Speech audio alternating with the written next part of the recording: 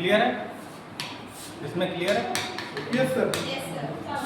Start करें। Blood pressure के बारे में और क्या पूछ रहा है? ब्लड प्रेशर के बारे में क्या पूछना चाहते हो? ब्लड प्रेशर नॉर्मल क्या पूछ रहे हो? क्या क्या पूछ रहे थे बताओ। मतलब ब्लड प्रेशर से रिलेटेड जो भी कंफ्यूजन है वो पूछो मुझसे। सर आप बता रहे थे बीपी मशीन इस तरह चेक करना है। सर ये लोग हंस रहे हैं। बताओ तो फिर। तो सर कैसे मतलब वो बताइए कैसे check सर आप बीपी मशीन नहीं लाए? देखो बीपी का हमें नहीं पता था ना आप लोग का आज भी वो यहाँ पर रहने मुझे आना पड़ेगा, मुझे नहीं पता तो मैं लेकर आता हूँ। देखो बीपी मशीन तो एक तो इलेक्ट्रॉनिक वाली होती है जो सही बताता नहीं, जो सही बताती नहीं कभी। अगर वो सही बताती तो हॉस्पिटल्स में आप देखना आईसीयू वगैरह में कौन सी बीपी मशीन रहती है? मरकरी वाली रहती है, ठीक? मरकरी वाली रहेगी या डायल वाली रहेगी जिसमें घड़ी बनी होती है? एक तो मरकरी वाली, मरकरी टाइप, और एक डायल टाइप बोलते हैं उसको, ठीक? जिसमें वो पंप करते हैं और पंप सब में होता है, मरकरी वाले में भी होता है, केवल इलेक्ट्रॉनिक वाले में पंप नहीं होता है। वो ऑटोमेटिक प्रेशर से पंप होता है उसमें मशीन से, ठीक? तो जिसको उसको बल्ब बोलते हैं, ठीक है? जिसको तुम बता रहे हो बल्ब बोलते हैं, उसको बल्ब बोला करो। बल्ब हो गया, ठीक है? और उसमें मरकरी, एक तो मरकरी वाला होता है, एक डायल वाला होता है। डायल में भी एक छोटा डायल आता है, छोटा डायल टाइप, और एक बड़ा डायल होता है। आपने वो टेबल पे जो टेबल पे रखा आता है एक वो भी एक डायल टाइप, उसमें इतनी बड़ी डायल लगी होती है, ठीक? देखा कि नहीं देखा? तो सबसे ट्रस्टेड तो मरकरी वाला रहता है, और सबसे एक्यूरेट रेटिंग किस पे? मरकरी वाले पे ही आती है। इसीलिए आईसीयू में जब भी हॉस्पिटल में जहाँ पर मॉनिटर नहीं होता है, ठीक? मॉनिटर देखा आपने ना? मॉनिटर देखा है आईसीयू में जो बीपी बताता है, जिसमें pulse, heart rate, SpO2, BP सब मॉनिटर में, जिसमें से आवाज़ आती है टीटी, यस सर यस। हाँ बीप की आवाज़ आती है, ठीक? उसमें आप लोग को जो सही एक्यूरेट बताता है, या तो वो उसमें बताएगा जहाँ पर वो अवेलेबल नहीं है।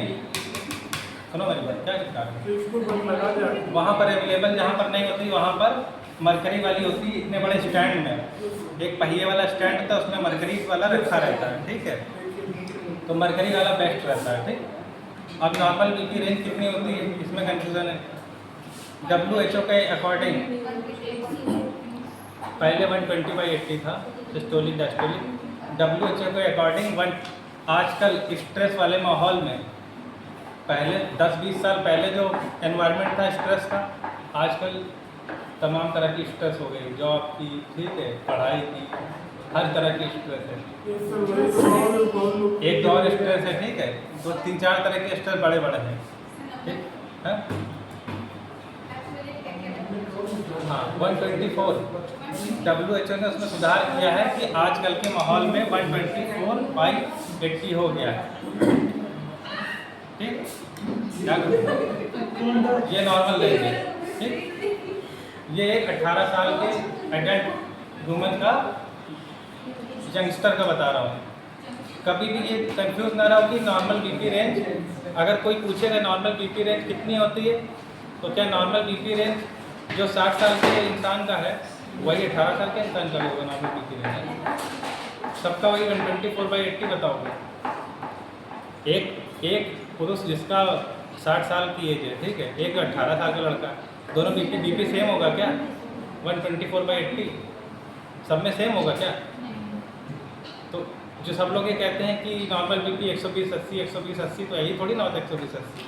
एज फैक्टर होता है, एज के अकॉर्डिंग उसमें 10 पॉइंट बढ़ते चले जाते हैं, हर 10 साल पे 10 पॉइंट बढ़ जाता है, ठीक है? जैसे 120 या 124/80 हो गया सिस्टोलिक डायस्टोलिक, ठीक? अब जो 20 साल का इंसान होगा उसका ये है, जो 30 साल का इंसान होगा उसका उसमें 10 ऐड हो जाएगा, ठीक? उसका फिर 130 आएगा, 125 से 130 के बीच में नॉर्मल आएगा।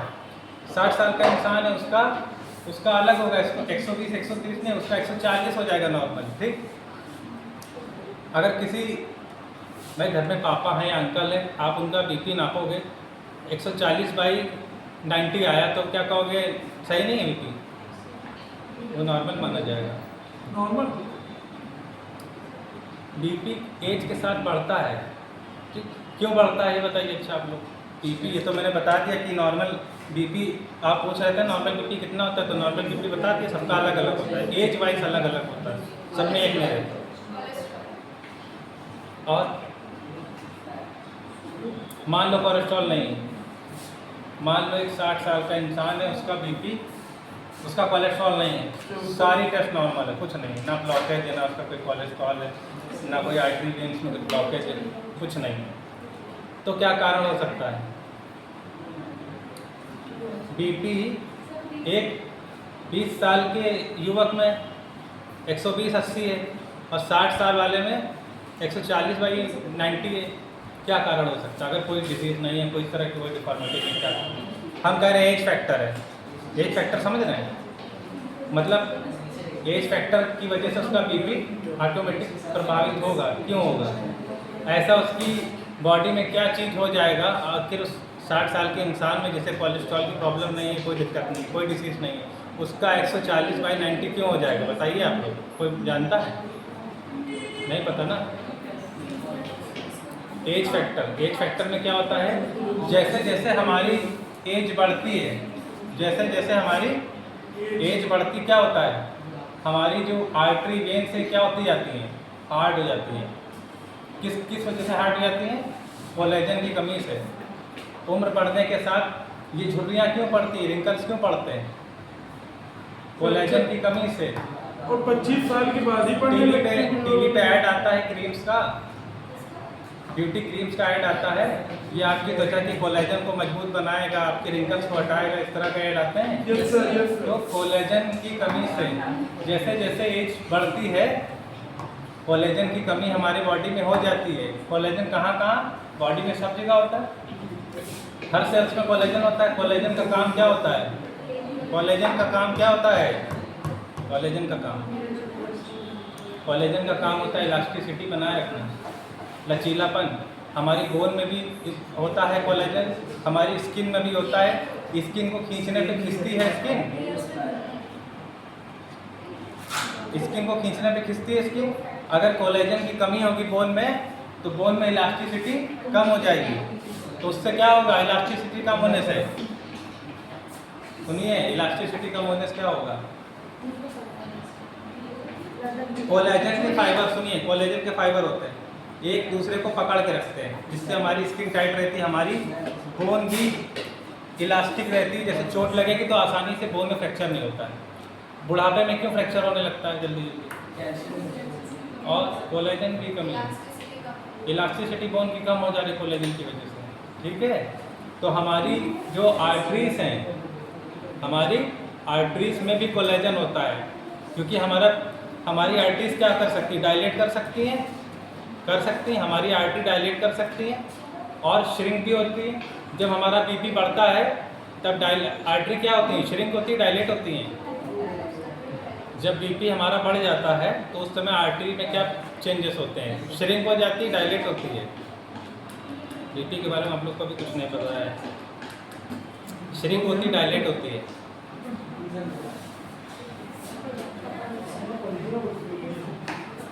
अगर किसी व्यक्ति का बीपी बढ़ गया है तो उसकी आर्टरीज, शरीर के अंदर जो आर्टरीज हैं, उसमें क्या हो रहा है?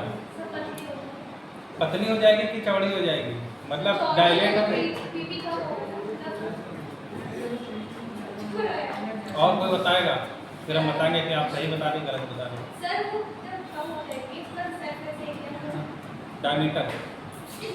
डायमीटर का क्या होता है? इसका जवाब इसी में है कि जो घर पे पानी छिड़कने वाला पाइप होता है, उसके ऊपर कोई पैर रख के खड़ा हो जाए तो पानी का प्रेशर बढ़ जाता है। मतलब पानी गिरता है तो नीचे गड्ढा हो जाता है। अगर एक टंकी है 1000 लीटर की, उसमें हम क्या करते हैं? एक छोटा होल कर देते हैं, एक बड़ा होल कर देते हैं। तो ज़्यादा प्रेशर से किस में आएगा? छोटे होल के पानी दूर तक जाएगा ना, दूर तक। तो उसी तरह हार्ट की जो हमारी जितनी भी आर्टरीज निकलती हैं, उनका डायमीटर कम हो जाता है। जब उनकी वॉल पे मतलब जो आर्टरीज की वॉल पे ब्लड का प्रेशर पड़ता है, ब्लड का प्रेशर होता है क्या? पहले यही जान लो। तो जो हमारी आर्टरीज की वॉल होती है ना, चारों तरफ डायमीटर, उसके ऊपर ब्लड का लगने वाला प्रेशर ही ब्लड प्रेशर होता है। क्या हुआ?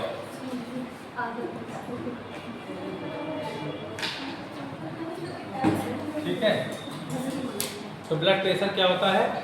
आर्टरीज की वॉल पे लगने वाला प्रेशर, आर्टरीज की वॉल पे लगने वाला प्रेशर।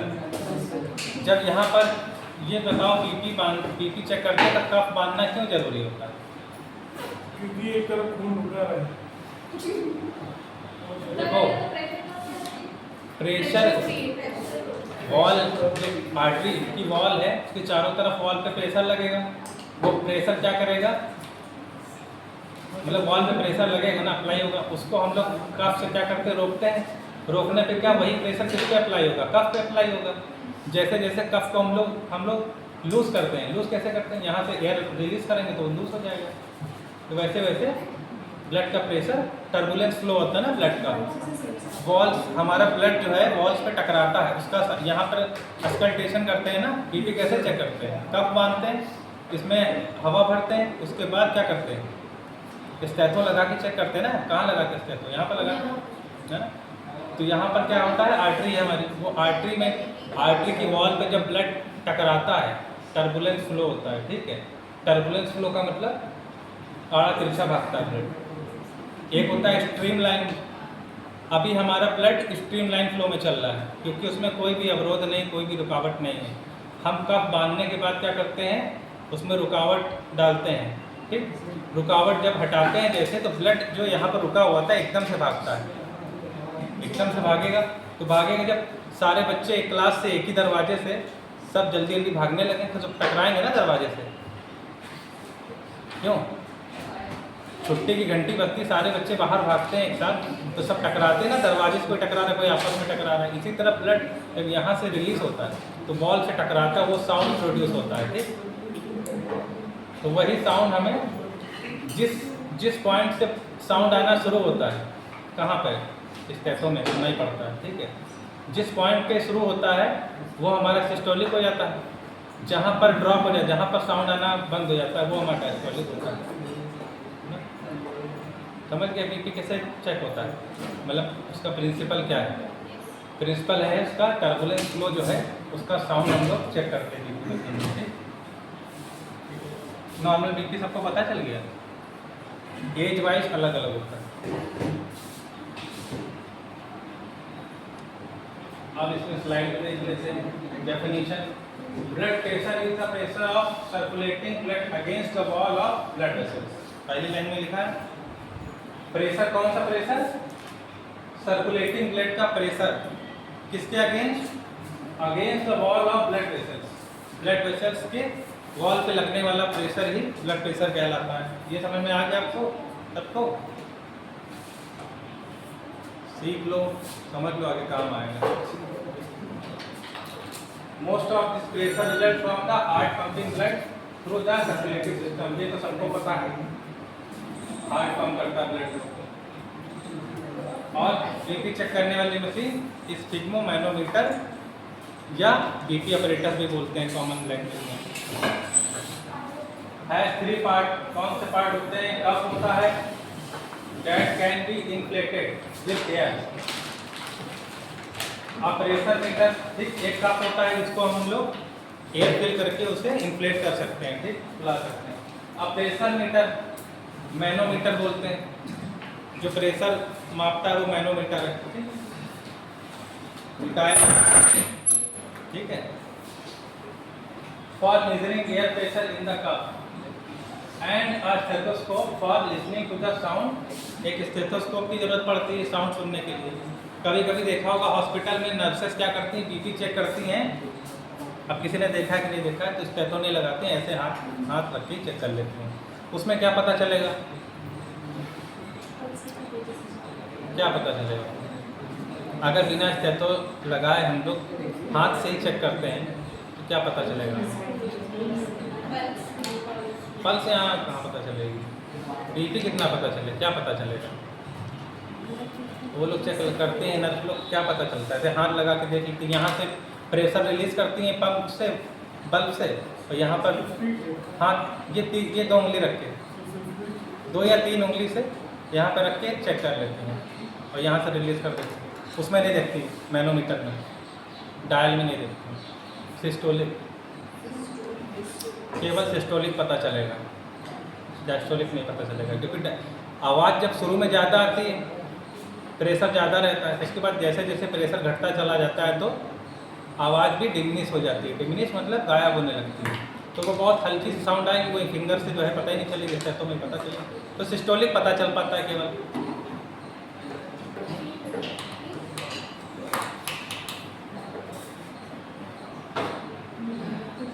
और बीपी के बारे में कुछ पूछना चाहते हैं? ठीक है, तो मेजर आर्टरी कौन सी, किससे बीपी लेते हैं हम लोग? ब्रेकियल आर्टरी से। आर्टरीज का नाम भी इसके लोकेशन के हिसाब से है। हाथ को क्या बोलते हैं? आर्म को ब्रेकियाई बोलते हैं, ठीक है। तो ब्रेकियाई के पास जो ब्रेकियल आर्टरी होगी, यहाँ पर रेडियल आर्टरी होगी। क्यों? क्योंकि रेडियस बोन है। तो बोन के और रीजन के हिसाब से आर्टरी और वेन्स के नाम पड़े हैं, जैसे क्लेवाइकल बोन के नीचे सब क्लेवियन। तो ये ठीक है, इसमें आएगा brachial artery, major artery blood BP लेने के लिए।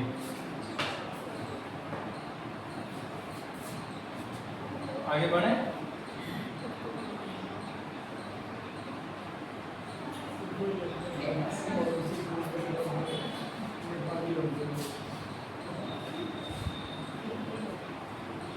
ठीक, ये सब तो आपको पता ही है। मॉनिटर भी blood pressure, heart disease monitor करने के लिए किया जाता है, ठीक। और एंटी हाइपरटेंसिव ड्रग जो चल रही है, उसको फ़ायदा है कि नहीं, मतलब बीपी कम करने की दवा चल रही है, अगर किसी की बीपी कम करने की दवा चल रही है और उसको वो दवा फ़ायदा कर रही है कि नहीं कर रही है। एक मरीज बीपी की दवा खाए पड़ा है, लेकिन उसे फ़ायदा कर ही नहीं रही है, वो यही सोच के खा रहा है कि हम बीपी की दवा खा रहे हैं। तो बीच में डॉक्टर मॉनिटर करता है ना, बीपी की दवा खा रहा है, तो पेशेंट से कहता है कि सुबह शाम 7 दिन तक अपना चेक करा के मुझे डेटा देना, रिकॉर्ड। हाँ, इसलिए करवाते हैं कि जो दवा इसकी चल रही है। अच्छा, बीपी का क्या है, कभी सुबह के समय नॉर्मल हो गया, शाम को बढ़ गया, या कभी शाम को बढ़ गया, सुबह नॉर्मल हो, अपोजिट ये चलता रहता है। जब सुबह शाम 7 दिन तक नापा जाएगा बीपी, तो एक्यूरेट उसका वो हमें पता चल जाएगा, पूरा ग्राफ पता चल जाएगा, एवरेज पता चल जाएगा कि दवा कितनी काम कर रही है। हो सकता है कि दवा खा रहा हो लेकिन नमक का सेवन ज़्यादा कर ले रहा हो, उस समय सोडियम इंटेक ज़्यादा कर ले रहा हो, उस वजह से सुबह बीपी, दवा उसने बीपी की खाई थी, बीपी उसका नॉर्मल हो गया था, लेकिन उसने कुछ स्पाइसी फूड खा लिया ऐसा कि जिसमें नमक ज़्यादा था, मिर्च मसाले वाली चीज़ ज़्यादा खा ली, तो उसका बीपी बढ़ गया। तो ठीक है, तो यही सब चीज़ें 7 दिन तक डॉक्टर मॉनिटर करता है, सुबह शाम का अपना बीपी चेक कराओ, ताकि उसे, अब एक बार किसी का बढ़ गया उससे डिसाइड नहीं कर सकते ना कि अच्छा, आप लोगों को पता है बीपी किस वजह से भी बढ़ सकता है, किस किस वजह से बढ़ता है? सर्वाइकल की वजह से बीपी बढ़ सकता है। सर्वाइकल का ट्रीटमेंट आप लोग इसे करेंगे तो पेशेंट आता है सर्वाइकल का, है ना, उसके क्या क्या सिम्टम रहते हैं, कुछ पता है? आप कैसे जानोगे कि उसको सर्वाइकल स्पॉन्डिलोसिस है? अरे पहला सिम्टम क्या पूछोगे? सबसे पहले देखो, पेशेंट आपके पास जब भी आएगा तो उसका वाइटल सबसे पहले चेक करते हैं, ठीक है। पेशेंट आपके पास आया, हो सकता है सर्वाइकल का पेशेंट ना, बीपी का पेशेंट, तो आप वाइटल तो हर कंडीशन में वाइटल पहले चेक करोगे कि पेशेंट आया, सबसे पहले उसको ट्रैक्शन टेबल पे लिटा के डायथर्मी लगा दी, ट्रैक्शन लगा दी।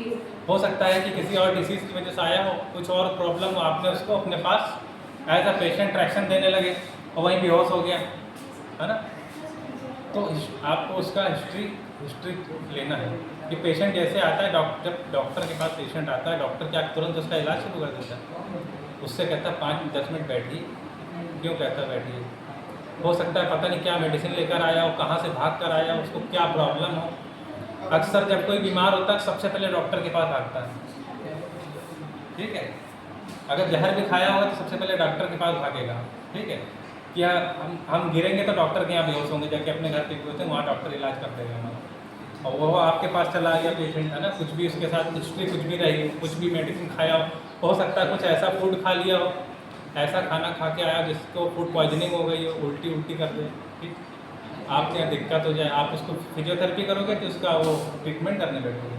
आपके पास तो फिजियोथेरेपी के लिए पेशेंट आएगा ना, वाइटल चेक करके अगर पेशेंट नॉर्मल है, उसका बीपी और सब चीज़ें नॉर्मल, तभी तो आप उसकी थेरेपी शुरू करोगे। पता चला उसका बीपी लो था या बढ़ा हुआ था, आपने ट्रैक्शन लगाया जैसे सर्वाइकल ट्रैक्शन, वो बेहोश हो गई। होता है ऐसा, होता है। क्लिनिक पे आके, मेरी क्लिनिक पे आके बेहोश हो जाते हैं बहुत लोग, कॉमन होता है। बहुत लोग फोन देख के हो जाते वो हो जाते हैं। सर जब ज़्यादा ब्लड निकालो तो वीकनेस आ जाती है, उसकी वजह से वो उसे बोलते हैं हाइपोवॉल्यूमिक शॉक। जब फ्लूट, एक बेहोशी आती है फ्लूट की वजह से, हाइपोवॉल्यूमिक शॉक। जैसे किसी का एक्सीडेंट हो गया तो उसका वॉल्यूम क्या हो गया, हाइपो मतलब कम हो जाना, तो बॉडी का वॉल्यूम, जो फ्लूट का वॉल्यूम कम हो गया। या किसी कोई डिहाइड्रेशन की वजह से भी हो सकता है, उल्टी है 10 ज़्यादा आ गया उसको, फिर वो बेहोश हो गया, उठ नहीं पा रहा क्योंकि उसका फ्लूइड लॉस हो गया डिहाइड्रेशन की वजह से। अच्छा, सर्वाइकल का जो भी पेशेंट होगा उसका तो वाइटल लेने के बाद उससे हम लोग सबसे पहले क्या पूछेंगे, चक्कर की वर्टिगो तो नहीं आता है? हाइट पे, पुल पे गाड़ी चलाते हो तो वहाँ पे हाइट पे तो कोई प्रॉब्लम नहीं आती चक्कर निकालने में। ऊंची जगह से क्या होता है, ऊंची जगह से नीचे, ऊपर हाइट से नीचे की तरफ देखने से, छत से नीचे देखने से क्या उसको चक्कर तो नहीं आता है? इस तरह की चीज़ें पूछते हैं ना। अचानक से उठता है बेड से तो चक्कर आ जाता है, ठीक, गर्दन जैसे भी घुमाता है, हल्की से हिलाता है तो फिर उसको चक्कर आता है। और उसके साथ में नेक पेन है कि नहीं, नेक पेन है कि नहीं, ये भी तो पूछते हैं पेशेंट से, नेक पेन है कि नहीं, चक्कर आता है कि नहीं आता है, गर्दन में दर्द है कि नहीं, हाथों में दर्द आता है कि नहीं आता है। अच्छा, जो सीवियर टाइप का सर्वाइकल का पेशेंट होगा, फिजियोथेरेपी के आप लोग इसी सर्वाइकल का टॉपिक में नहीं छेड़ते, सबसे ज़्यादा मरीज इसी के आते हैं, ठीक है। सर्वाइकल का जो सीवियर पेशेंट होगा उसमें क्या सिम्टम आ सकते हैं, हाथ में भी कोई सिम्टम आते हैं? सर्वाइकल का पेशेंट जो है, अगर उसका नर्व कंप्रेशन है, मान लो C3 C4 नर्व कंप्रेशन है, क्या करें, C3 C5 या C3 C4 नर्व कंप्रेशन है, तो उसके क्या नर्व कंप्रेशन में हाथों में कुछ असर आएगा, पेन आएगा, रेडिएटिंग पेन, रेडिएटिंग पेन आएगा। सुन लो मेरी बात, मजाक मत करो। रेडिएटिंग पेन आएगा, किस तरफ आएगा, थंब की तरफ आएगा, रेडियस की तरफ आएगा, अल्नर साइड आएगा सर्वाइकल के पेशेंट में। अगर किसी का सीवियर बहुत ज़्यादा, ठीक, थर्ड ग्रेड या फोर्थ ग्रेड का सर्वाइकल स्पॉन्डिलोसिस है और नर्व कंप्रेशन के साथ में, तो उसका पेन किधर आएगा, थंब की साइड आएगा कि फिंगर की साइड आएगा?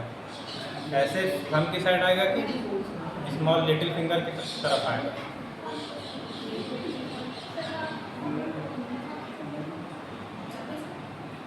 थंब की तरफ आएगा। फिंगर की तरफ कब आएगा? सर्वाइकल के पेशेंट में नहीं आएगा फिंगर की तरफ, हार्ट के पेशेंट में आएगा। अगर किसी के शोल्डर में, शोल्डर से लगा के हाथ में दर्द हो रहा है, अब वो हो सकता है हार्ट का पेशेंट हो, ठीक, MI का पेशेंट हो, मायोकार्डियल इस्कीमिया का पेशेंट हो, हार्ट अटैक का पेशेंट हो, या सर्वाइकल का भी हो सकता है। इस ठीक है, रुक गया क्या वीडियो, रुक गया? आगे खाली सर दिख रहा है, आप सर वीडियो चल रहा है नहीं? चल रहा है। ठीक है, ठीक है। तो थंब की साइड पेन आएगा तो सर्वाइकल हो जाएगा, ठीक। और लिटिल फिंगर की साइड रेडिएटिंग, देखो जो फैलने वाला दर्द होता है, फैलने वाले दर्द को क्या बोलते हैं? Radiating pain. पता है आप लोग को? Radiating pain. नर्व के पेन को क्या बोलते हैं? मैं बीच में थोड़ा बहुत टर्मिनोलॉजी मेडिकल की यूज़ कर लेता हूँ ताकि आप लोग को पता चलता है नर्व के पेन को क्या कहते हैं। नर्व पेन को क्या बोलते हैं? जैसे कोई पेशेंट आया आपके पास, आप पर्चे पे उसका हिस्ट्री लिख रहे हो, वो कह रहा है कि मेरे राइट साइड हिप से लगाकर आपके काफ तक का पेन हो रहा है, सियाटिक पेन है, मान लो सियाटिक नर्व का पेन है, ठीक। सियाटिक नर्व का पेन है तो उससे क्या लिखोगे आप? रेडिएटिंग पेन लिखोगे, वो भी लिखोगे। न्यूरालजिया लिखोगे, न्यूरालजिया लिखोगे। न्यूरालजिया न्यूरालजिया न्यूरालजिया मतलब पता है? न्यूरो मतलब नर्व, और एल्जिया का मतलब हो गया पेन। एल्जिया का मतलब पेन, ठीक, नर्व का पेन न्यूरालजिया, ठीक है। और दर्द की दवा को क्या कहते हैं? पेन किलर तो कहते हैं यार, तुम लोग डॉक्टर बनोगे कैसे बनोगे? दर्द की दवा बोलोगे। पेन किलर को क्या कहते हैं? एंटी एनाल्जेसिक ड्रग्स, दर्द को कम करने वाली। दर्द को क्या बोलते हैं? पेन को क्या बोलते हैं? एल्जिया जहाँ होगा वो पेन होगा। न्यूरालजिया मतलब नर्व का पेन। और एंटी एनाल्जेसिक एल्जिया का मतलब पेन होता है, एनाल्जेसिक का मतलब दर्द। एंटी एनाल्जेसिक दर्द को कम करने वाली, जैसे ब्रोफेन, पैरासीटामॉल वगैरह एंटी एनाल्जेसिक आती है इसमें, ठीक है। सब में आया? आगे बढ़े।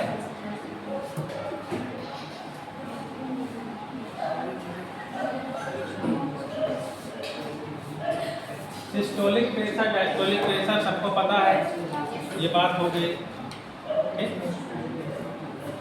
जहाँ से साउंड आना स्टार्ट होता है वो सिस्टोलिक है, 120 पे आता है, और जहाँ से डिमिनिश हो जाता है साउंड वो डायस्टोलिक है। ये 120/80 इसलिए लिखा रहता है कि सबके लिए नहीं, एज वाइज फैक्टर अलग अलग, ये मैंने बता दिया, ठीक है। ये नॉर्मल 120/80 बीपी किसका रहता है? एक जो 18 से 20 साल का नॉर्मल एडल्ट है उसका है बीपी, ठीक है, वही चला आ रहा है। लेकिन हम लोग एज अ डॉक्टर हम लोग क्या देखते हैं? एज फैक्टर भी ऐड करते हैं, ठीक।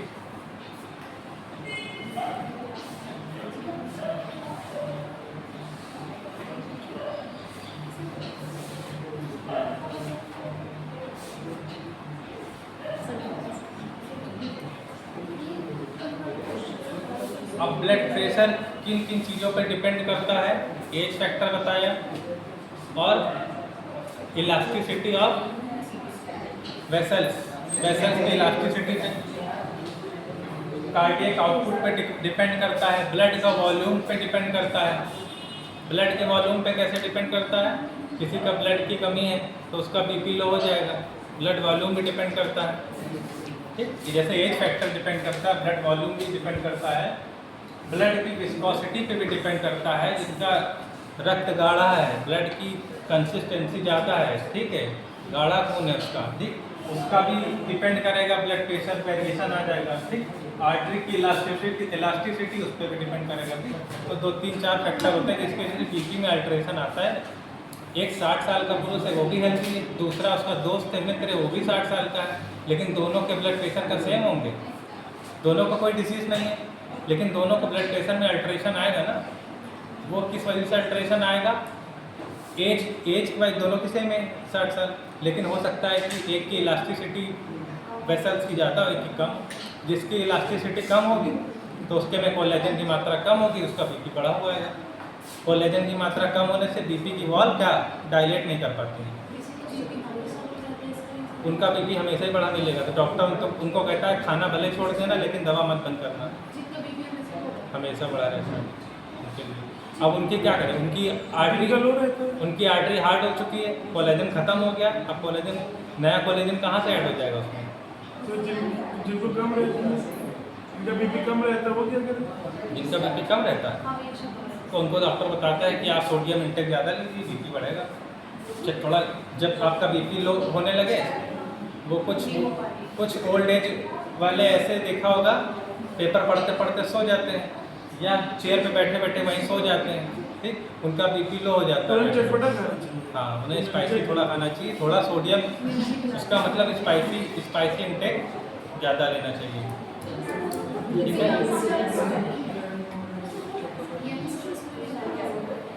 तुम लोग क्या करोगे जीवन में?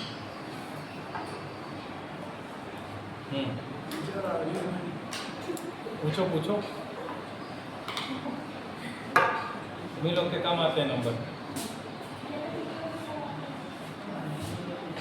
कॉपी चेक हो रही थी, देख रहे थे। मैं आए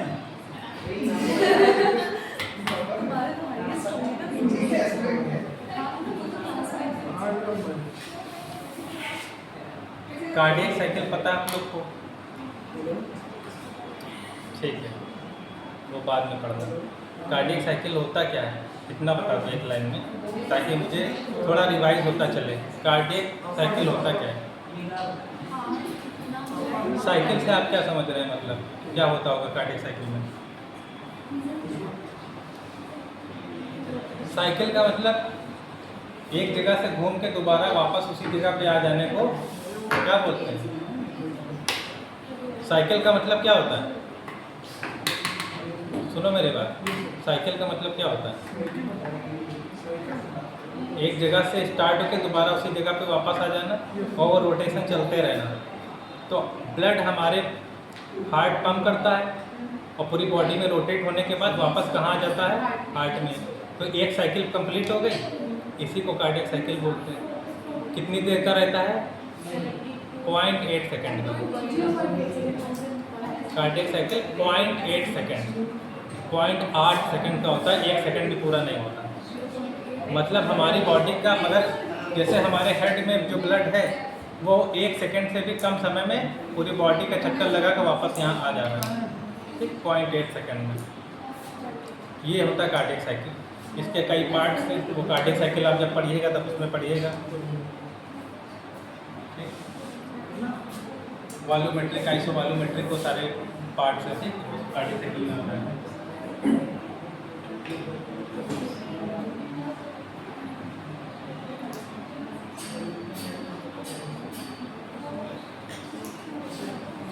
आगे स्लाइड आ नहीं रही।